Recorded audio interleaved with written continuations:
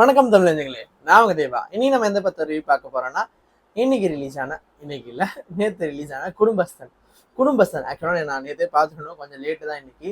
But ஆனா குடும்பஸ்தன் இந்த படம் வந்து ஒரு பயங்கர எக்ஸ்பிரேஷன் கிரியேட் பண்ணுச்சு. ட்ரெய்லர் ஆகட்டும், சாங்ஸ் ஆகட்டும், இதில் நடிச்ச முக்கியமா ஹீரோ மணிகண்டன், அதுக்கப்புறம் இதை எடுத்த டேரக்டர் நக்கலைட்ஸோட டேரக்டர் எல்லாருமே சேர்ந்து ஒரு பயங்கர எக்ஸ்பெக்டேஷன் கிரியேட் பண்ணி வச்சிருந்தாங்க. ஸோ அந்த எக்ஸ்பெக்டேஷனை படம் மீட் பண்ணிச்சா இல்லையான்னு தெரிஞ்சுக்கணும்னா இந்த வீடியோ ஸ்கிப் பண்ணாம பாருங்க, உங்களுக்கே தெரியும். வாங்க வீடியோக்குள்ள போகலாம்.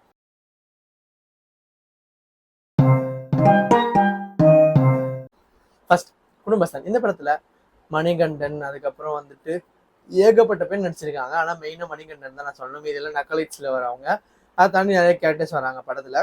மெயினா இந்த படத்துல அவ்வளோ சூப்பரான ஒரு பெர்ஃபார்மன்ஸ் கொடுத்துருக்காருன்னு தான் சொல்லணும் மணிகண்டன். அதை தாண்டி அவருக்கு ஆப்போசிட்ல பண்ற குரு சோமசுரப்பா வேற லெவல்.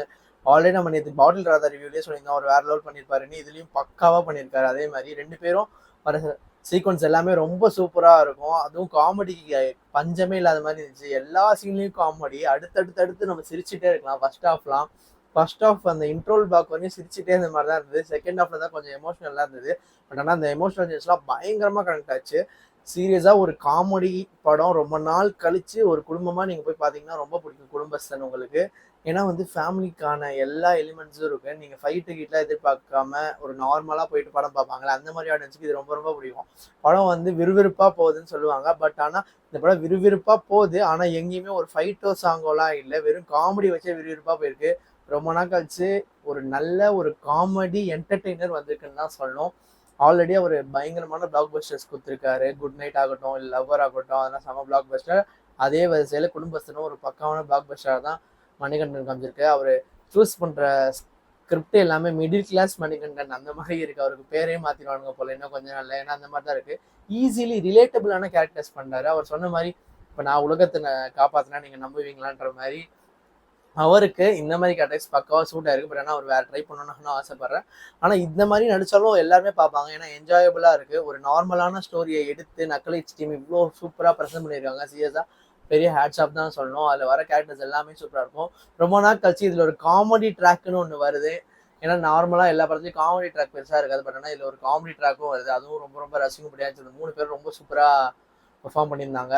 மெயினா இந்த படத்துல ஒரு மிடில் கிளாஸ்ல இருக்கவங்க எவ்வளோ கஷ்டப்படுவாங்க, அவங்க சம்பாரிச்சு அந்த குடும்பத்தை முன்னேற்றன்றதுக்காக அவங்க வாழ்க்கையில என்னெல்லாம் சாக்ரிஃபைஸ் பண்றாங்க, வீட்டை எடுத்து கல்யாணம் பண்ணவங்களுக்கு என்னென்ன பிரச்சனைலாம் வரும், ஒரு இன்டர் கேஸ்ட் மேரேஜ் பண்ணவங்களுக்கு என்னென்ன பிரச்சனைலாம் வரும். ஐயோ, கேஸ்ட் நேம்லாம் அவ்வளோ ஓப்பனா சொல்லியிருக்காங்க.